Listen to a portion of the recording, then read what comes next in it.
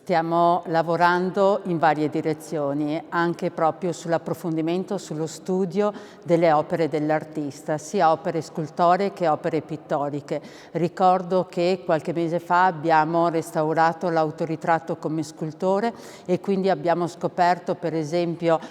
qual era la tavolozza di Canova, quali erano i pigmenti che Canova utilizzava. A breve inizieremo un nuovo lavoro di restauro su un altro dipinto che sarà la Citareda, e quindi avremo modo di incrociare questi dati, capire se il suo modus operandi era sempre quello, se cambiava la tavolozza, se introduceva delle novità, una tantum. Adesso questo lavoro di restauro volto al recupero dei bozzetti in argilla, sia terrecotte che terre crude. Quindi faremo, pensate, un attacco su tutti e 34 i bozzetti, dopodiché faremo delle analisi pettografiche e poi faremo delle analisi multispettrali. Tutto questo volto a capire intanto lo stato di conservazione del bene, fare una diagnosi dello stato di salute di queste argille, però anche capire meglio qual era il modo di lavorare di Canova, se all'interno ci sono delle anime in metallo, se anche da dove venivano questi materiali, se venivano da delle cave romane, da delle cave di Possagno. Quindi cerchiamo di ampliare il più possibile quella che è la nostra conoscenza di Canova, della sua opera e di quello che è tutto il mondo che gira attorno a questo grande scultore. La conferenza stampa mi sembra utile per dire il mio pensiero già espresso sulla forza di una campagna di utilità ai cittadini come Voltaire, che avendo l'Italia, anzi ITA in queste condizioni, la vostra azione è benemerita non solo per la supplenza rispetto alla compagnia nazionale,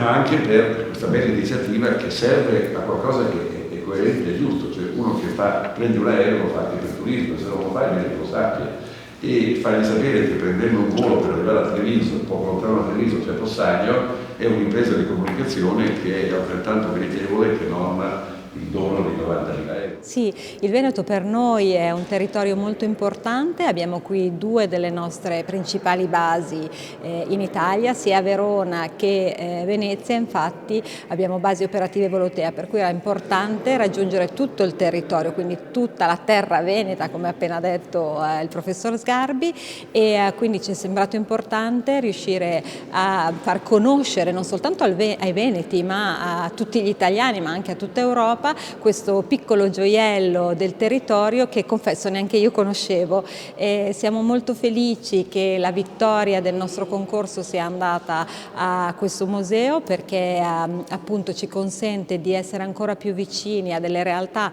piccole che sono quelle da cui noi abbiamo preso spunto per iniziare ad operare. Il nostro obiettivo infatti è collegare città medio-piccole fra loro e quindi dare la possibilità a coloro che vogliono vedere anche realtà più piccole di poterle visitare. Sì, in partnership con Air Nostrum e Dante Aeronautical stiamo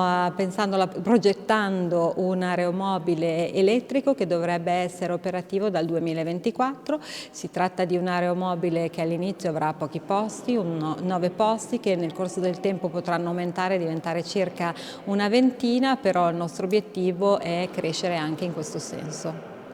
Certo, è stato per noi un enorme piacere poter vincere questi 90.000 euro messi in palio da Volotea, che ringrazio ovviamente per aver voluto questo concorso che ci ha dato la possibilità di vedere come tutte le istituzioni, tutti quelli che sono attorno al nostro territorio siano stretti vicini al nostro museo. Loro, assieme penso all'IPA, ai comuni limitrofi, ma alle associazioni di categoria che si sono strette attorno al nostro museo e hanno fatto votare il nostro museo, e così siamo riusciti a vincere.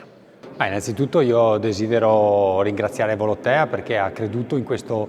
progetto in partnership anche con la Regione, così come con gli altri enti, in particolare appunto il Comune di Possagno e la Gipsoteca. Devo dire che erano 4 i progetti veneti che hanno partecipato a questo contest, ha vinto la Gipsoteca anche meritatamente, anche se devo dire che erano molto importanti e diciamo di notevole spessore culturale anche gli altri 3 progetti in gara. Questo fa sì che questa valorizzazione continua tra la Regione Veneta e anche alcune imprese private, in questo caso la compagnia aerea Volotea, ci permetta di investire su un territorio dove la cultura la fa da padrone, e quindi l'idea di garantire e di conservare questi giacimenti culturali che abbiamo in Veneto è fondamentale per continuare ad essere la prima regione turistica d'Italia. Sì, noi abbiamo già dei bandi in essere, ora con la nuova programmazione dei fondi europei ne faremo degli altri, dove diamo addirittura il 70% a fondo perduto a quelle aziende che intendono fare sinergia e creare prodotti turistici.